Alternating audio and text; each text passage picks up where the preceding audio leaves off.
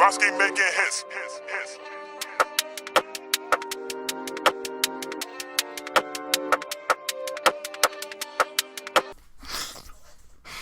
Welcome back, man. It has been a while.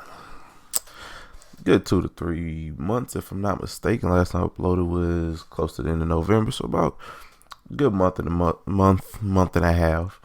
That is 4 episodes I have not given you. No explanation needed there. I do take hiatuses sometime to kind of recollect myself, think about what I really want to talk about, think about the reason I did create this channel, just the general purpose of it. As just a little insight, as 2020 came in and as 2019 was closing, as we was moving into a new decade, I did, myself see fit to purge all of the sins I have committed. Now, when I say sins, I do not mean it in a biblical way. I do not mean it in a religious way. What I mean by sins is sins that I have committed against my own people. One such sin being colorism. A little bit of homophobia, not too much, and just kind of clearing the air with that, because it's really, really good to clear. It's really, really neat when you clear the air like that and kind of get that off your chest and get it out there. Just like, man, I used to be like this. I mean, not everybody comes up and comes out thinking that, about, every good about everything. So there's that. And if you see my Facebook Live video and my post, if you follow me on Facebook, that, I did do that. I had a Facebook Live feed. I kind of took that energy, threw it out into the universe, and then came back out swinging.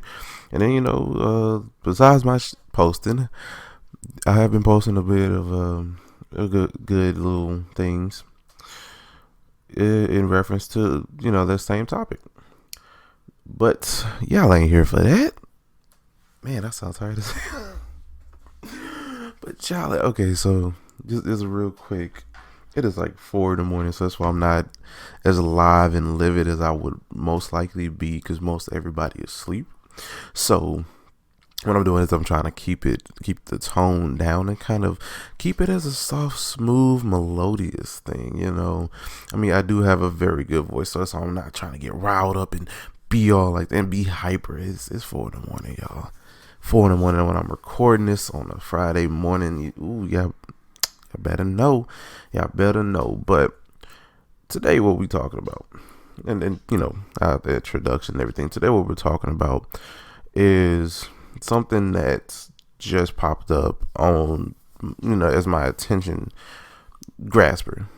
That's why I took that's the reason I took so long of a hiatus. Well, not as long as the first time between season 1 and season 2, but a good amount of time as a hiatus to kind of look into research and do a couple more things than not normally used to doing.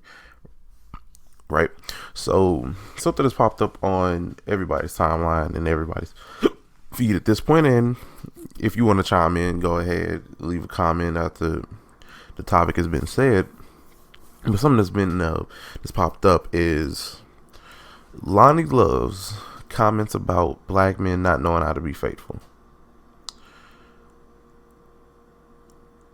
I'm just gonna, instead of me explaining, I'm just gonna play the clip, and I'm gonna play a few different clips, because this technically all started with the Kevin Hart clip and proceeded to go to Joe Budden, and then Loni Love responded to both, and that's what I want to play. I'm going to play all 3 of them in sequence so you get the whole story, because I'm not going to undercut anything.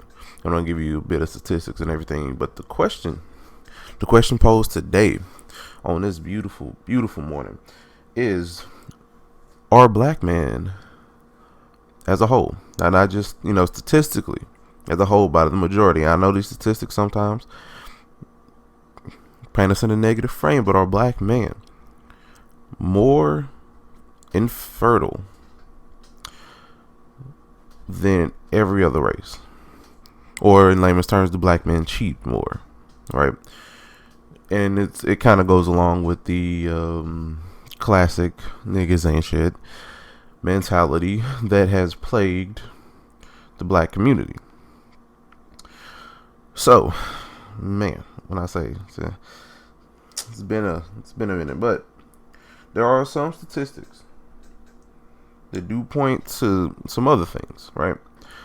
So, upon like showing the clip and everything, you get what I'm saying.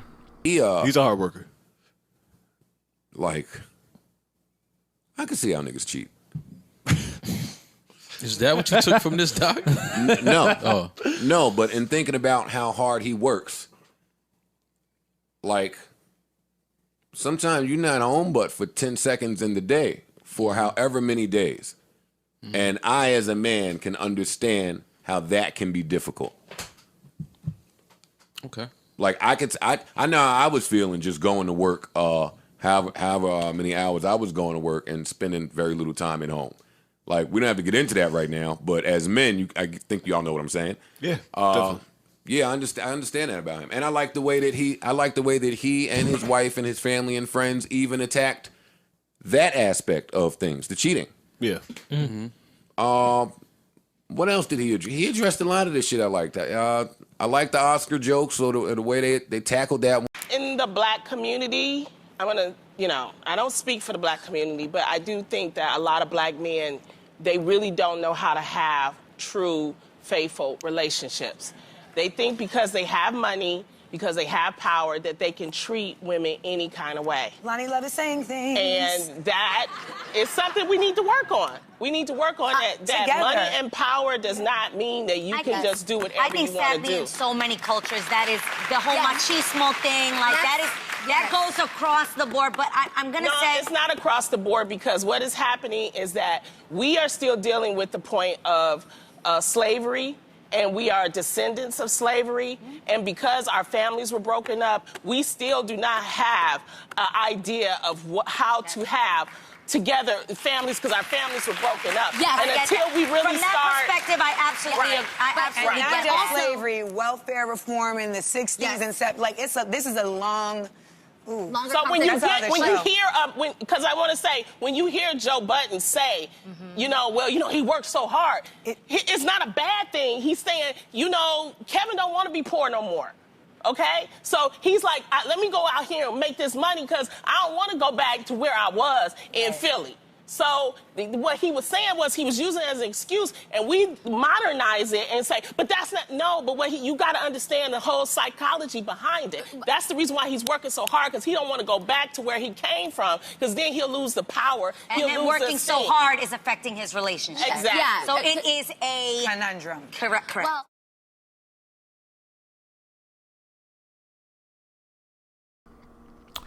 Before I get to the statistics, I'm going to kind of give my thoughts on it because I feel like I should as a black man, and being somebody who has seen it all, right, who has had a two-parent household pretty much all his life until he was about 19, who is currently a father of 3 children.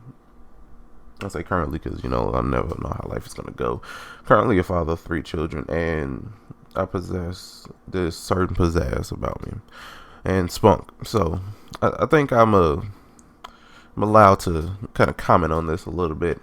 But the whole optimal thing is, and as you've seen in the video earlier, the optimal thing was that society, was black men as a whole, not even society, but as black men as a whole, since slave time, and as she did say, this state, they were descendants of slaves. If you go back to the season 2 opener of this podcast, you would get a somewhat firm but kind of watered down version of the Willie Lynch theorem, or Willie Lynch letter that is, on how to make a slave. In this letter and in that video, which I will link down below, it was discussed that to make the perfect slave, you must break down the black family to an extent of emasculating the men in the eyes of the women, so that the women will now want to protect the boys that they create, while also pushing the women to become more like them, thus creating a perpetual cycle of slaves that will continue on for generation to generation. What that means is you take the man out of the equation, because the basis of the black community is the black family. You take the man out of that equation, and what do? You have a mother and her kids. Now the mother and her kids have to now survive. That means the son being obligated as the man, or the only man, or sometimes the oldest man, boy, whatever, in the house, has to go out and do a lot of different things to make sure that his family is straight, while the woman, the mother, or even the daughter, have to sit back and utterly just be there. Ouch.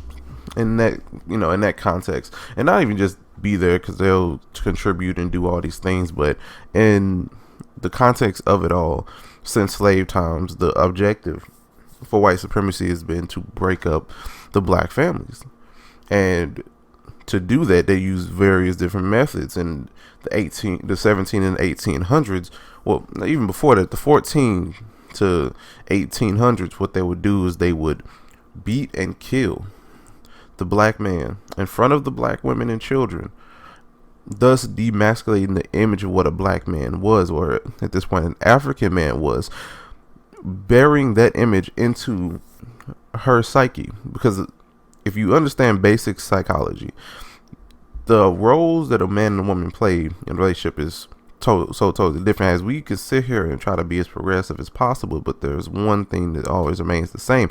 No matter how much of a strong, independent woman you are, if you're into men, not even into men, if you are in a relationship, the more dominant partner is the one that you're going to want to protect you, right? So if you, as a white, as a slave owner at this time, see fit to take the image, take this black man and completely emasculate him in front of his wife, multiple of his offspring, his children, and proceed to then kill you. That image of a black man is now of weakness, not strength, not of a protector, not of this was once a ruler in this country, and none of that.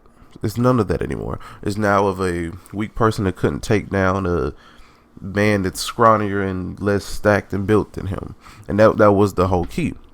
You flash forward to what, about 1960s, or give or take 1960s, 1970s, whatever the welfare system was implemented, that became a new motive for breaking up the black families. Because, and hear me out here, now hear me out. Because I know what I'm about to say is a little bit triggering, but it is a fact. The welfare system did more harm to the black community than it did help, even though more white people on welfare than that. But that's another topic for another day.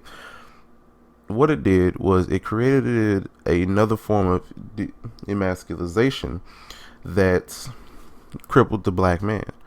Because giving support to women is not a bad thing, because women do need support when they do need it. I know it's hard for some women to pridefully say that, yeah, I need this support. So I'm down on my luck, I need this support. But when you have a system who doesn't help everybody in the black community but just helps the women and the children, that's a definite problem, because it's basically telling you that you can do this alone. You don't need this man. You don't need this man around to do anything. And while that is true, what you also need to understand is that is detrimental to our society.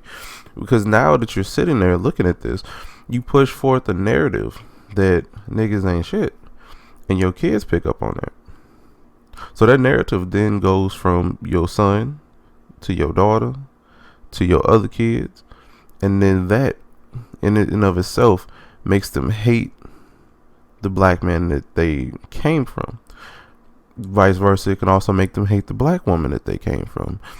It just depends on how it is and how the situation is. I can't tell you the whole thing, but that's just kind of the basis of it. And it's fitting that I think it was Amanda Seales mentioned that in the video, in the clip, and how she kind of brought that up. So since slave times, we have literally been broken up by the root by the tree, by the seed, right? The tree is the mother or the flower. The tree or the flower is the mother, while the father, is the seed. That's, well, technically the woman would be the soil, the man would be the seed, offspring would be the tree. You get what I'm saying? So, from that context, I do understand it, right? I do understand it. Since slave times, that has been a difficult thing. However, to blatantly sit there and say that all black men cheat is a bit of a hypocritical statement, and the people that have been calling out on it have been plentiful, because it's not just, I mean, yes, these studies do say something else, yes, these studies do say one thing or another, but to perpetuate that as the main reason, or to perpetuate that black men cheat because of money and power, and that's just it, that's, or is unfaithful because of money and power. And it's crazy to me, because when you sit there and you look at it, and you look at the context of everything, the context of everything, what she's basically saying is that money, power, respect, and wealth give you the opportunity and means as a black person to cheat that you never had when you didn't have enough money. And vice versa to that. I'm going to comment on these two, because I'm not just going to get online, because I'm going to get on Kevin and Joe too. When Kevin says that, I can't have, if I didn't have my boys around me, you don't have your boys around you, and you got your squad, then they you're more likely to, mess up, fuck around and do something, because you ain't got nobody like, hey, what you doing? And Joe Budden saying, well, you work so hard and he's barely at home, and well, all these could be truth to an extent. You have the choice to, right? As Charlamagne said, cheating is a choice. It's not something that can be blamed on anybody else. Your lack of conscience is what's to be blamed, because you full well know that this is bad. So your conscience literally tells you this is bad, because you have somebody at home, because you have somebody this is going to hurt. But your ego allows you to do it. Just saying. So nobody's right in this. Nobody's right or wrong in this situation, right? Because like I sit here and say that it does become increasingly and intangibly different and difficult for black men to stay faithful in certain instances. I don't know if it's because we hardly ever get as much of attention as women get, because women just get all men attention, and while men barely get women attention outside of, like, maybe if she likes you, she'll entertain you. Other than that, most of them are just kind of playing games and really weird about it.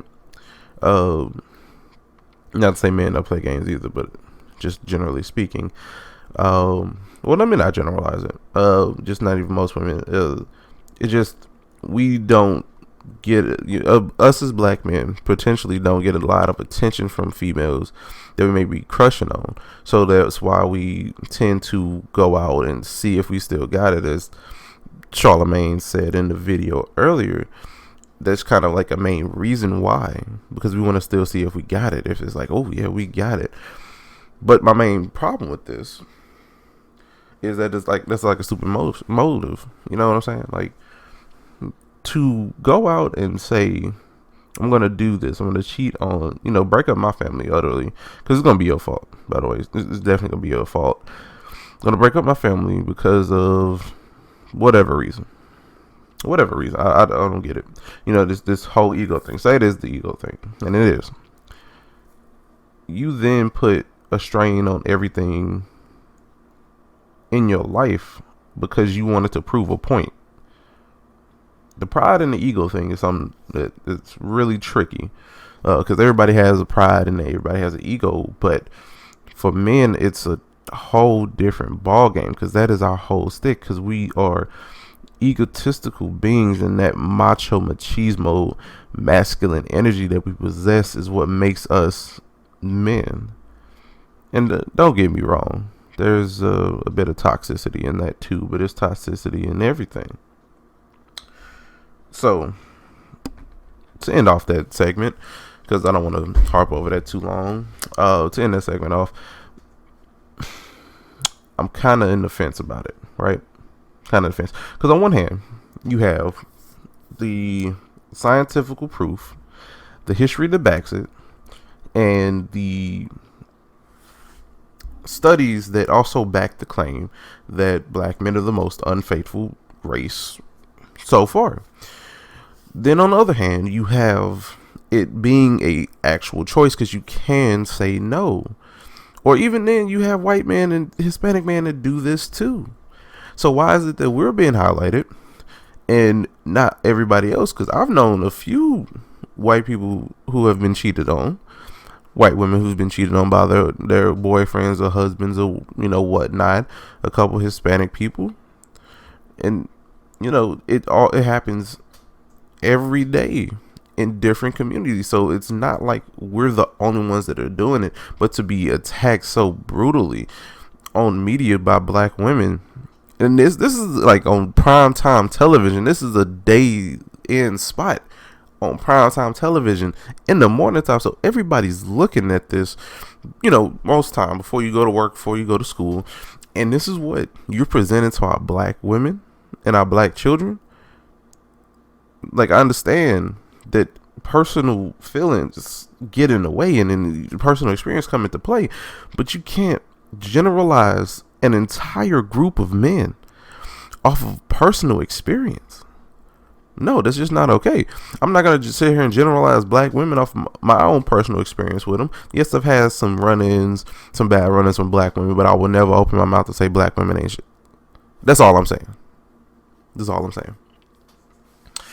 So, in a 2018 study, and I know this is about a 2-year study, but this is the most recent. Probably going to do another one in like 2020 or 2021. I don't know. But this is a study that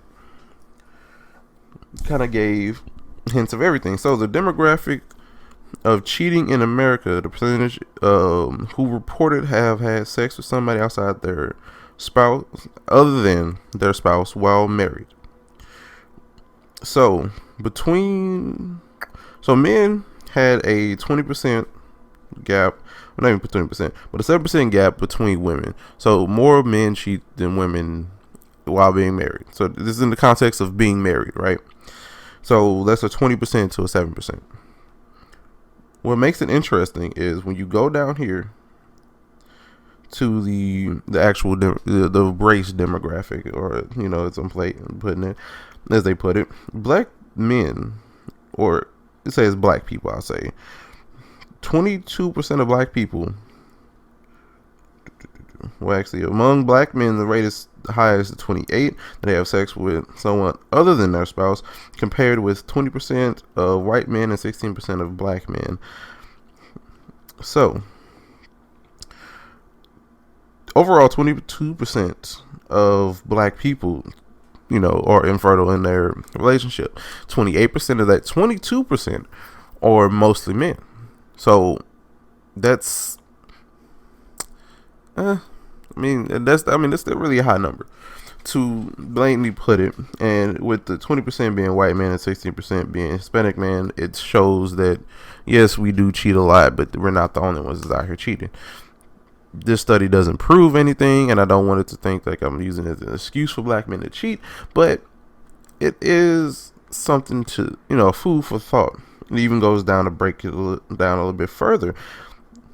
Most cheating does occur during some parts of college because, you're kind of out in the world by yourself, so you're not really in tune or in tandem with everything that you want to do. So you're going to go out there and you're going to feel yourself. You're going to do everything that you want to do because you're away from your parents. You're away from the scrutiny of your hometown, away from all of that.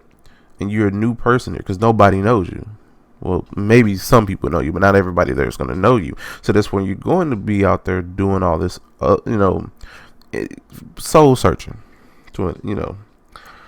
What I did find interesting is people who did not grow up with both of their parents had a more likelihood or a larger percentage of, a larger percent of cheating rate compared to people who grew up with both parents. And it's a 3% difference, which if you didn't grow up with both, it was 18%. If you did, with 15. I found that a bit interesting because in the black community, in the community or in the society, black men are notoriously the ones that mostly don't have the fathers in their lives. So, is this a coincidence? Is this bias? Is this just like heartstrings being pulled, or is it? What is this? What is it? What I think it is based on this study. I think what it is you have this testosterone filled child, because granted, black people have a lot of testosterone, especially black men. Well, women have estrogen, men have testosterone. Yeah, I know what I'm saying. So when you have that much testosterone, you need to release it in some way, right? So that's typically why black men play a lot of sports or do a lot of athletic, activities, or do activities in general where it incites a bit of adrenaline, because they need to let off a lot of their testosterone that they have built up. So when you put it in that context, and you see, based on the graph, that 28% of black men cheat or are infertile inside of their marriage, you then see a pattern. All right, so if this is the case, how many of that 28% didn't have fathers in their life? Because it's already been stated that, those who did not grow up with their father, black, white, Mexican, whatever the case may be, or Hispanic, I can't say Mexican, but Hispanic, whatever the case may be, man or woman, 18% more likely to cheat, or 3% more likely to cheat than those that grew up with both parents, which is a 15%. So that in turn boils down to a very weird conundrum, because now if you damn if you do, damn if you don't.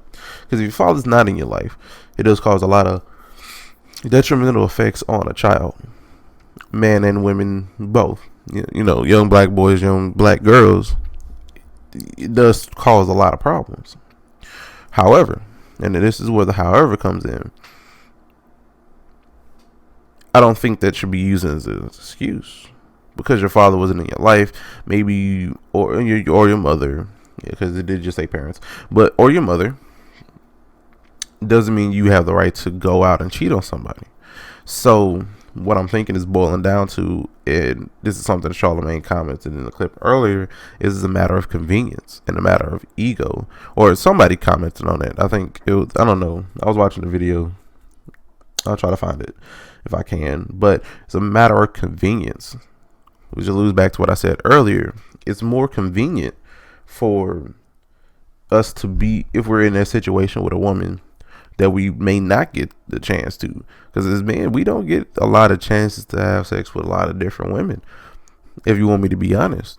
Because when you're single as a man, nobody really wants you. Everybody wants to be your friend and all this other stuff. And you may get a little bit of slip and slide action every once in a while. But when you get in a relationship, that's when it starts to kick up and everybody wants you. And I don't know if it's to break up the happy family, and I don't know if it's to add a level of excitement, but it's something that happens. It's a natural progression thing, and I don't get it. And hey, do you? But that shouldn't be it. You know what I'm saying? That shouldn't be it. All right. So before I leave, because this one's going a good 30 minutes, and I don't want to kind of rant and rave on this one. So before I leave, I'm going to kind of quickly, I'm trying to quickly, I can't promise none, y'all. I'm going to try to talk about it. So this is the article from Ebony, published in 2019, I do believe. Hold on. Let me fact check that. I don't want to give y'all nothing without no facts, because man. Yep, this is from 2019. It's early 2019. And the title of the article is what men want. African American men on love, dating, and marriage. So, in the what they had a what women want part of it and blah blah blah. In 2019, they did approximately 700 subjects and nearly 300 African American men whose numbers were spread evenly across education, financial demographics participating in the survey. 54% of respondents have never been married. 31% of them are currently married, and the remainder either divorced, widowed, or separated. And it even kind of breaks down further than that, because you have 27% of these men not looking right now for a relationship. 23 is looking but not dating. 20% in a committed relationship or living apart. 18 living with somebody, and 11 but dating but not exclusively. So, what men want? Always up for. And here's a breakdown. We had female responses. No hard fast rule. 2 to 3 dates. Once it's known, relationship will be exclusive. First date, not until marriage.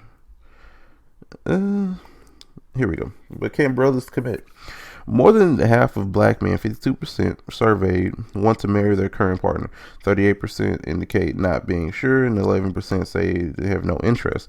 This tells us African American men aren't nonchalant about wasting time in dating exploration. 50% have no problem dating without a serious commitment. Surprisingly, this figure is actually lower than in black women, which is 60%.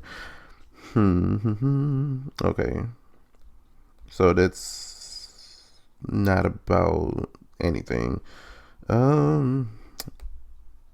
I think I use that more so for like a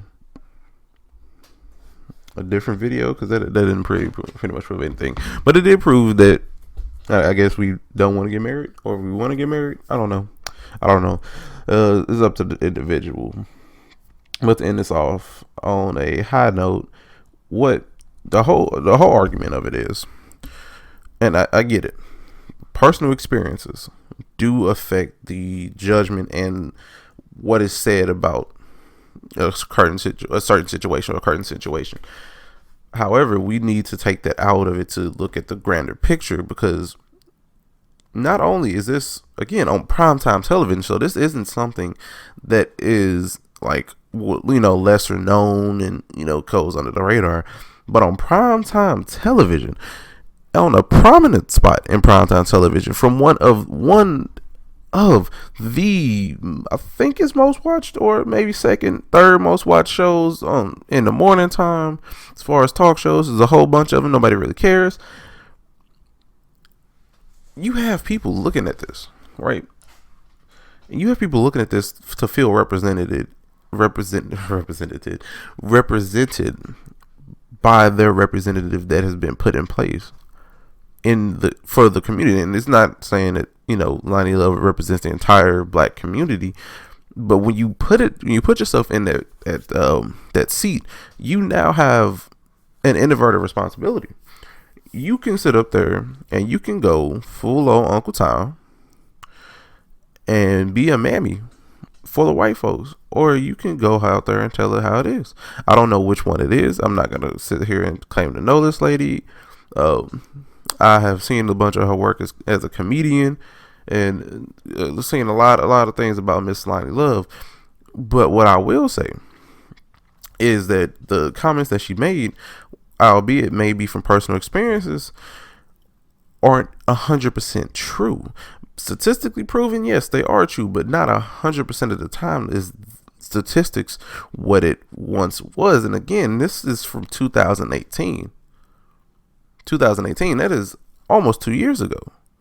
So we can't sit there and try to justify this by any means. That's all I got to say on that. That's all I got to say on that. You know what? Welcome back. For those who did come back, clicked on this video, love y'all. I will be posting a lot more on Instagram, just kind of like a quick outskirt, posting a lot more on Instagram. So go ahead, follow your boy, got everything on the screen, if you want me to be honest, on the screen, I got it all on the screen there. I got my Facebook if you want to follow me, got my Instagram if you want to follow me.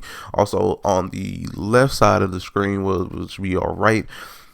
Yeah, no, right side of the screen, we do have, I did take the liberty of putting the schedules, right? So I have scheduled days for different topics. So you can just hit me up. I'll leave my Discord server in the description and we can go from there. And that's kind of the main thing, because I want as many people to join in on this conversation as possible, as next week we cover Black women and infidelity. Because, you know, I'm an unbiased person. I want to talk about everything. I'm going to talk about everything, man. I ain't going to push one side over the other. All right. And just, I mean, to be honest, let me just say this. I think black men should get it together. Black women too. I mean, black people just need to get it together. So if the statistics are right. Error. Low console battery.